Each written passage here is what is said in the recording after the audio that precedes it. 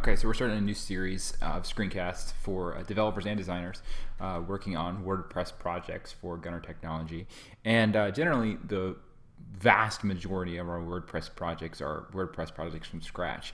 We don't like to take on other WordPress projects, inherit WordPress projects, basically because we have a very strict standard for the way we operate, and we have a standard theme that we use on every single one of our client sites for WordPress. And as a matter of fact, it sounds kind of like cut and paste, but this theme, which is called the HTML5 boilerplated grid system, is completely design agnostic.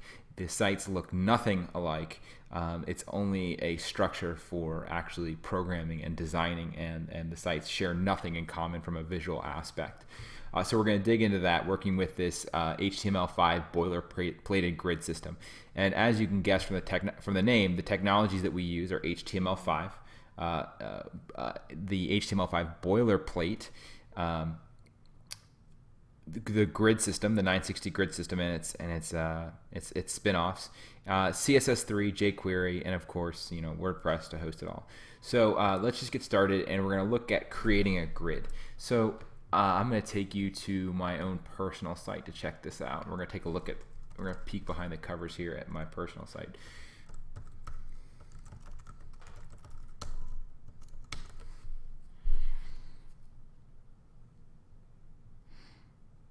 And so if we scroll down here, now clients, unless you're an admin of your site, you won't have access, you won't see this tab here, but designers and developers will. So we're going to go down here and we're going to pop this open.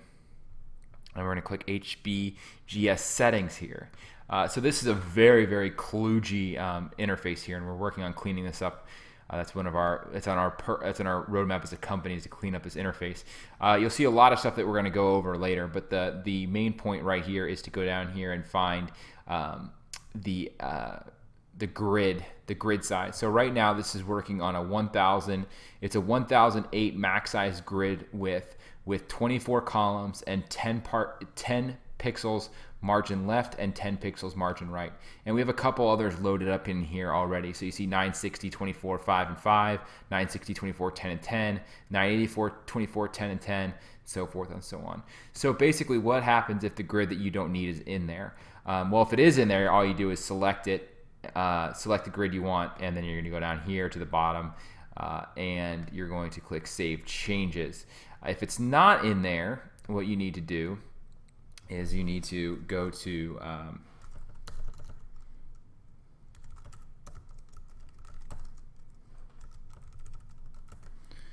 I always just Google grid system generator, and it's right here. So the direct link is this 960 GS grid generator.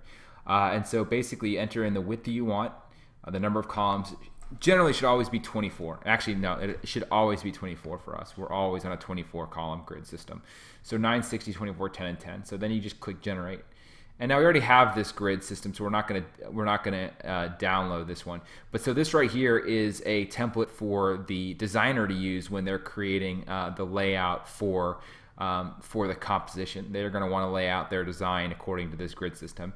But let's just say you wanted, say, a 980 grid system.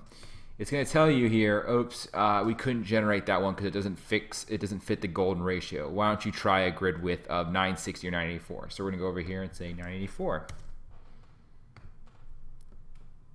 And there it is. What about a bigger grid system? Let's say 1200. And there again, it generated it. And so you can see the maximum content area is going to be 1180.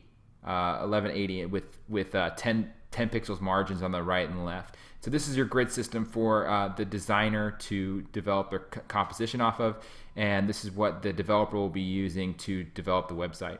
So after that, you're just going to click download here, and you're going to open up the file after it downloads, and you're going to copy it.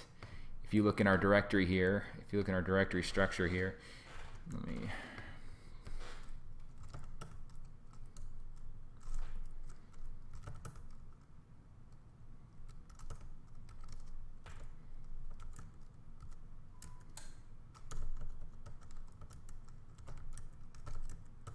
And the grids, it's going to be right in the directory structure for the actual project.